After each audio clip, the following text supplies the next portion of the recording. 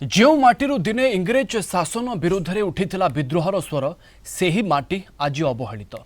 इंग्रेज शासन को चैलेंज करी प्राणबली देइथिबा विप्लवी माद्री कालोंक जन्ममाटी आज कई कई होई कांदुछि। स्वाधीनता पाई जीवन को बाजी लगाइथिबा वीर पुंगव माद्री कालोंकर गाँ कुरेई बगा अपेक्षा करिछि विकास को।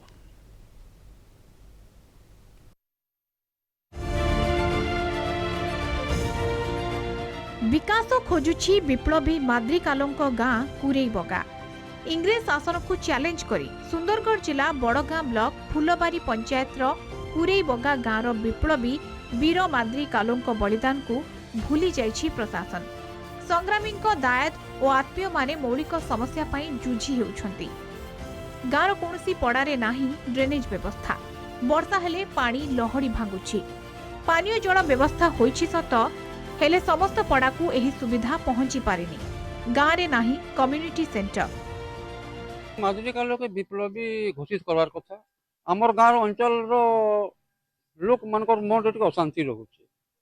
देखो आमर वीर सुरेंद्र साय बिरसा मुंडा सबुठाने प्रतिमा की आमर जन्म तिथि पालन करा जाउचे इठाना किछि माने जेनटा की पहाड़ रे रहउतला से पहाड़ के माने गोटे रास्ताटे भी कम से कम अब नीनो अब से रास्ताटा भी गोटे कम से कम बने देकरी तार गोटे महावीर तल रे जेने तार रहबार चला बुला करबार से जगह तार गोटे प्रतिमूर्ति गोटे माने रहबार निहाती दरकार और ताके मान्यता निहाती देबार कथा।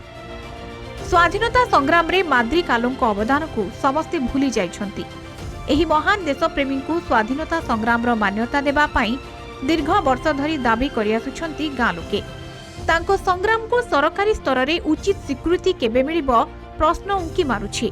माद्री कालोंक स्मृति रक्षा तांको गाँ रो विकास एवं तांको आंदोलन को सरकारी मान्यता देबा पई ग्रामवासी दाबी करि आसुछंती। हमर ओजा आई थानु कहतेल जोउथले लेकिन हमर घर ताकर घर पासे पासे थिला से हमर बड़ू कहथा जे हमें सुन छु आ हमें तो देखिन की जानिनी। लेकिन इंग्राजी सरकार जते बेले विरोध करथा खुजना दबार लगी ये सब बेले विरोध करते लाउथले जे हमर आई ओजा बड़ू थानु कहते लाउथले आ से पूरा माद्री कालो बेले लोग रास्ता बाट छाड़ी दउथले घंटी बाजुथला तार गुड़ी लागि थाए आ हमर ई कुरे बगा पहाड़ देखु छम से पहाड़े बेसी करी तार थिला जगह प्रत्येक घर को जाइए सब चेकिंग करी से गाँटा को आमे हर घर जल रे डिक्लेयर करूँ। ड्रेनेज सिस्टम कहते आमे ताकू तदंत करी परवर्ती समय विकास पाई भी आमे चिंता करूँ।